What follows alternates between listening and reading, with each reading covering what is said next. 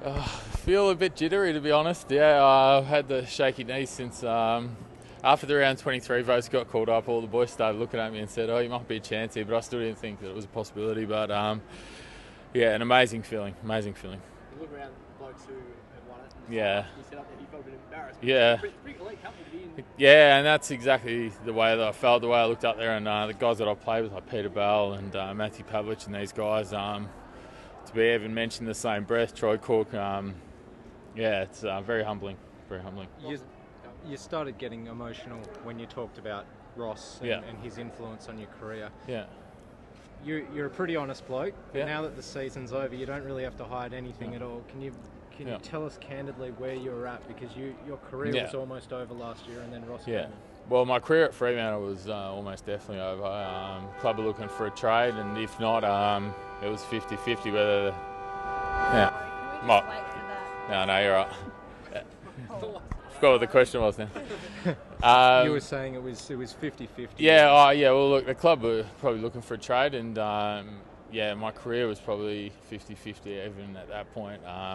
Ross came in, and we had a pretty frank and honest discussion about where I was at, and he gave me great confidence. But he said, "Look, if you do the work and you get your body right, I know there's a place for you." He said that he's rated me from where he came from, and that gave me great confidence. And I can't speak highly enough of Ross. Everything he's done, he's got the greatest footy brain that I've ever experienced, and he's the right man for the job.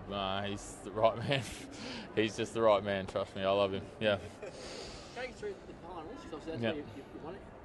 Dangerfield in the Adelaide game, who did you like? James Kelly, yeah. So how did you rate? Like, obviously everyone else was looking at you guys to win. Did you think those games were required to get the thing? Well, me and Cal went to primary school together, so I might give him a call during the week and tell him thanks for that. But I knew I'd gone all right against Dangerfield, but I knew that Manny had a great final series as well. So I knew it was going to be between me and Manny, and me and Manny are really good mates. So I wouldn't have begrudged him winning. He's had a great season as well. So yeah. Take us through the life of a tagger. Ross has said in the past that he's sometimes waited until really, really late in the week to tell you. How do you prepare? And when you get told, what do you do? I probably appreciate him telling me later in the week, because you start stressing about it.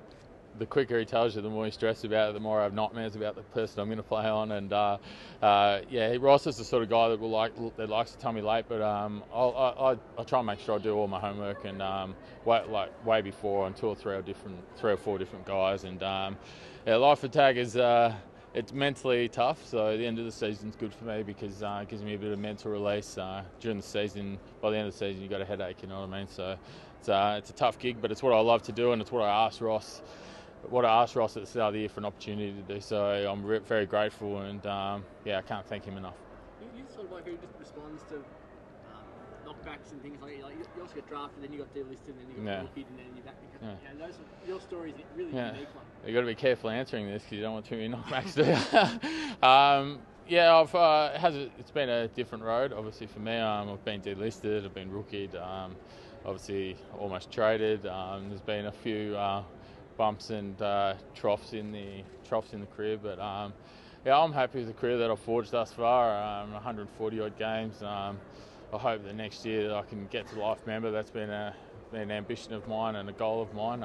Be a life member of this great football club would be great for me. So I'm still a bit chuffed, to be honest. Yeah. Ross came in and gave you the extra year, and that's basically saying you've got a chance to prove why you belong here. Yeah. What goes through your mind? How much pressure was on you this season? How did you handle it?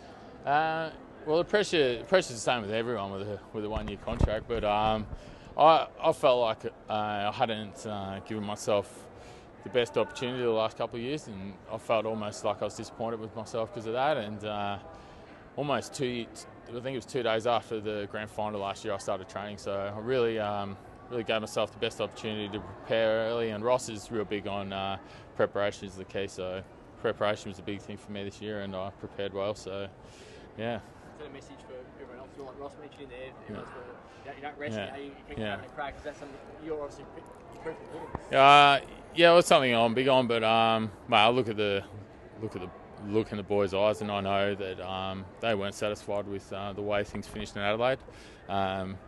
we had a good year, but I think the way that things finished, we let an opportunity slip, and I think a lot of the boys realise that, so we'll be ready to go.